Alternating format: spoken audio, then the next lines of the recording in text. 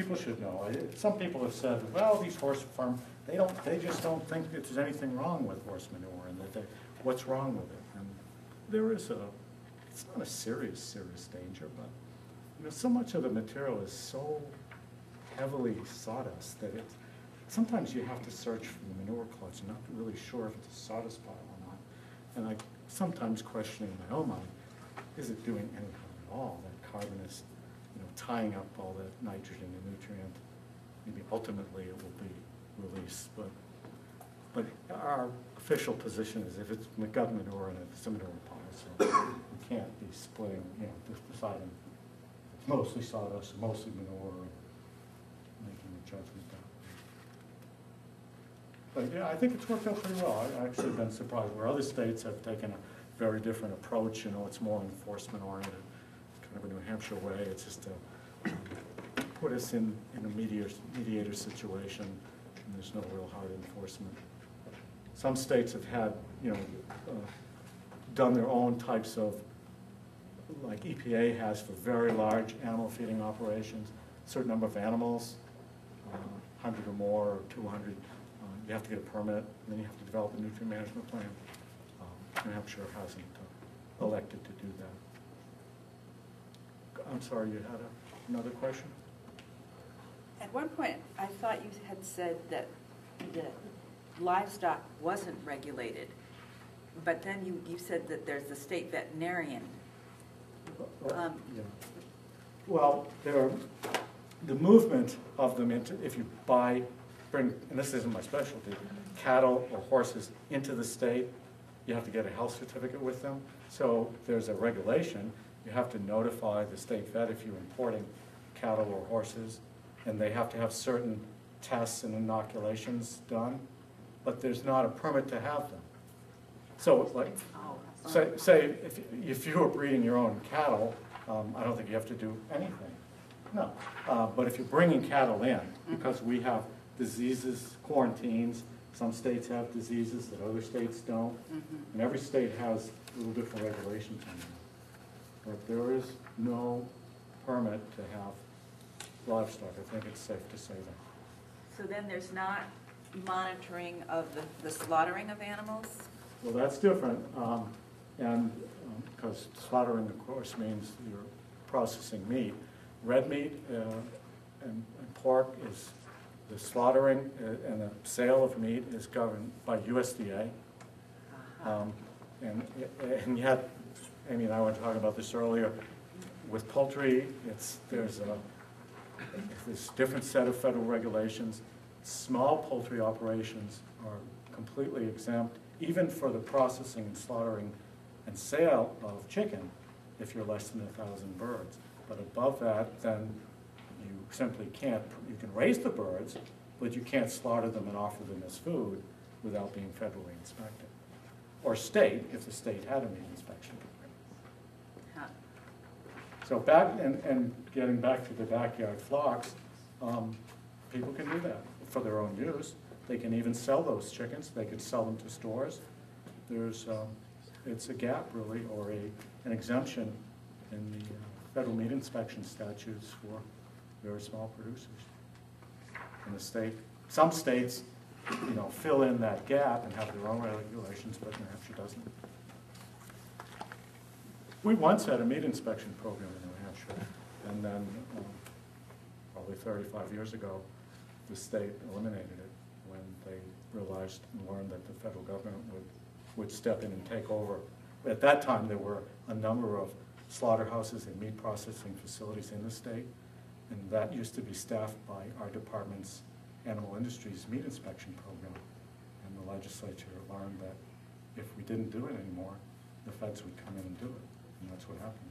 So we lost our meat inspection program, and now lots of people are interested in reviving it, especially small farm advocates and local food advocates, because this is a big piece that's not being met. You know, how can we, people want to raise the animals, but how can you sell them if you can't slaughter them? You can't take them to, you know, central Maine and bring them back. It's just not profitable. So we're kind of behind some of the other states in that regard. And people are looking for a solution, but it hasn't happened yet. Okay, gotta get down. Amy Willett and Seth Wilner from the University of New Hampshire Cooperative Extension. And they're gonna, you heard Dick talk a little bit about best management practices, and they're gonna go over some of best management practices that help keep our aquifers. So Amy and I are county educators. UNH Cooperative Extension has, effectively the university has an outreach arm. And so there's a county educator in all 10 counties. And I'm in Sullivan County. This is actually Grafton, but I'm in Sullivan County. And Amy? I'm in Merrimack County. And we were charged with, in 25 minutes or less, to give you some best management practices. And so we are going to, non-practiced, do this together. So if we can go to the next slide.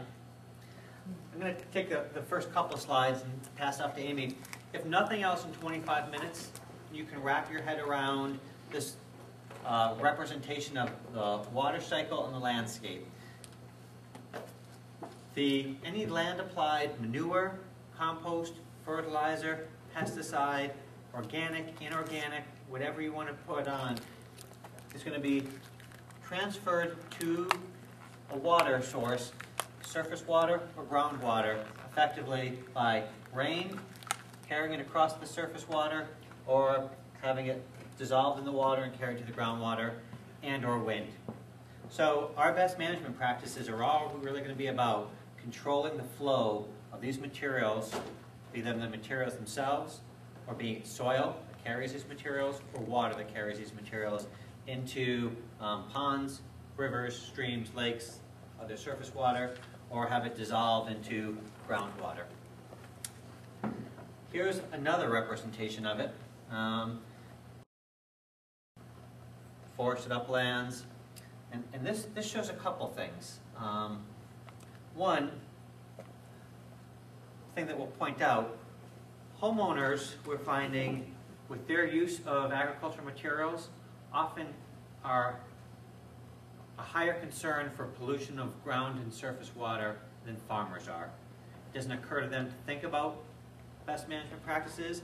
They don't fully understand the science and the mechanism of how water bodies get contaminated. They go to stores, they buy materials. Many are of the mentality, and it's just a mentality we have, that if it says 2 tablespoons, then by golly, 3 must be better. And so those application rates, likewise the equipment in which they put on is often not calibrated. So here's a random sprayer or something attached to a hose. And then unfortunately for their own safety, they often don't take that into account. But so if you could just think of transport of land-applied nutrients and materials to surface and groundwater, and the best management practices really deal with that. The final slide in this... If I could add just a few things, if you don't mind. Leaching we talk about as just the downward or vertical movement of contaminants that are carried in water down into the groundwater or the water table. So that's downward movement. Whereas runoff would be across the Earth's surface flow. So those are a couple of different terms that you would hear. I just want you to understand that we worry about runoff carrying contaminants into surface water across the Earth's surface, but we worry about, for instance, nitrate, nitrogen leaching down into the groundwater that way. The only other thing I wanted to point out is, through no fault of their own perhaps, many homeowners do not realize that when they're purchasing a bag of lawn fertilizer, that many times that lawn fertilizer also has an herbicide and maybe even an insecticide in that bag. So one of the earliest brands, I perhaps shouldn't say, but generically termed Weed and Feed, I don't know if it's sold under that name anymore, is not just fertilizer. And many homeowners do not realize that they're not just fertilizing their lawns, but they're also putting pesticide down right next to their wells, and unfortunately near small tributaries in the backyard. What does this picture speak to anybody about? Winter. Yeah. What would be unique about winter in terms of moving any land-applied material, compost, manure, into water sources? When it melts. When it melts, it'll melt, it'll run